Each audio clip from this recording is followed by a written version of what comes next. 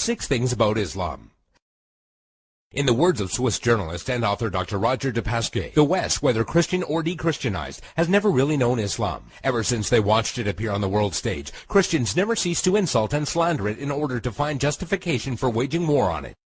It has been subjected to grotesque distortions, the traces of which still injure the European mind. Even today, there are many Westerners from whom Islam can be reduced to 3 ideas: fanaticism, fatalism, and polygamy. Of course, there does exist a more cultivated public whose ideas about Islam are less deformed. There are still precious few who know that the word Islam signifies nothing other than submission to God. One symptom of the ignorance is the fact that the imagination of most Europeans, Allah refers to the divinity of the Muslims, not the God of the Christians and Jews. They are all surprised to hear, when one takes the trouble to explain things to them, that Allah means God, and that even Arab Christians know him by no other name. 6. Muslims and Jesus. Misconception: Muslims hate Jesus. There are many similarities between the historical reference of Christianity and Islam. Many people are amazed to find out that according to Muslim belief, Jesus is one of the greatest messengers of God. One cannot be a Muslim without believing the virgin birth and the many miracles of Jesus Christ. Jesus is also mentioned in many verses of the Quran and is often used as an example of good virtue and character. However, the main difference between Christianity and Islam is that the Muslims do not believe that Jesus was God. 5. Islamic Jihad. Misconception: Jihad means to fight for the sake of God. The true Arabic meaning of the word jihad is struggle. However, in Islam, it is often used to describe the striving in the way of God. There are many forms of jihad, but most important ones are jihad al-nafs, jihad against oneself, jihad bil-lisan, jihad by being vocal, jihad bil-yad, jihad by using action, and jihad bis-sayf, jihad by using the sword. Each jihad is ranked differently, and it was reported that Muhammad returned from a battle and said, "We have returned from the lesser jihad, going into battle, to the greater jihad, the struggle of the soul."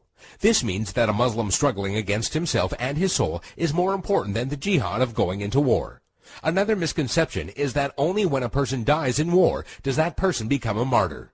This is, however, false, and it is believed that anyone doing anything for the sake of God and is killed becomes a martyr. A person who dies while performing pilgrimage in Mecca, a woman who dies while giving birth, or even someone who dies in a car crash while he was on his way to the mosque are all considered martyrs. 4. Muslim savages.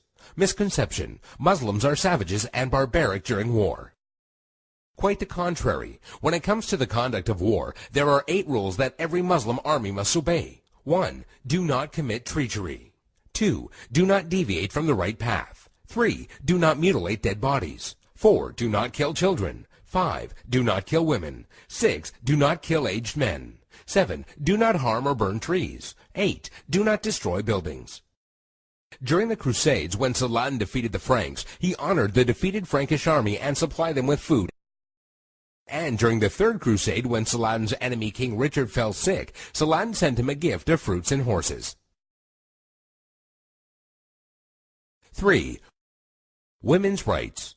Misconception: Women have no rights. The image of a woman wearing a veil from head to toe, a woman who gets unfair justice, or a woman who is not allowed to drive, is an all too familiar notion when it comes to women treatment in Islam. And while there are Muslim countries in the world that do implement many harsh rulings against women, this should not be portrayed as Islamic law. Many of these countries have cultural differences that go against the teachings of Islam. It should be noted that during pre-Islam Arabia, women were used for fornication only and had no independence.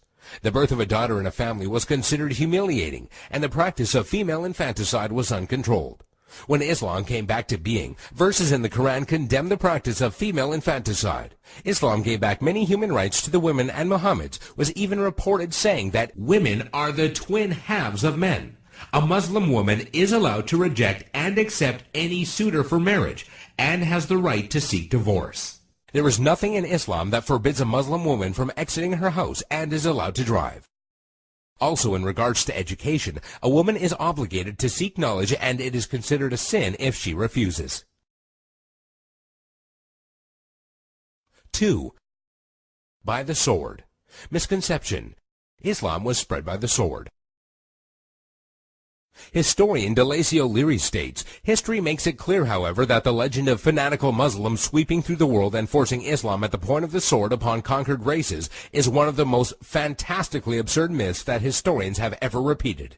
There is no record in history that shows people forced by sword point to convert to Islam. When Islam spread through countries, they would set up private churches and synagogues for the non-Muslims they were governing, and because of the good treatment they had received, they themselves would convert. If one considers the small number of Muslims who initially spread Islam to the west, all the way from Spain and Morocco into the east from India and China, one would realize that such a small group of people could not force others to be members of a religion against their will. It is also interesting to note that when the Mongols invaded and conquered large portions of the Islamic Empire, instead of destroying the religion, they adopted it.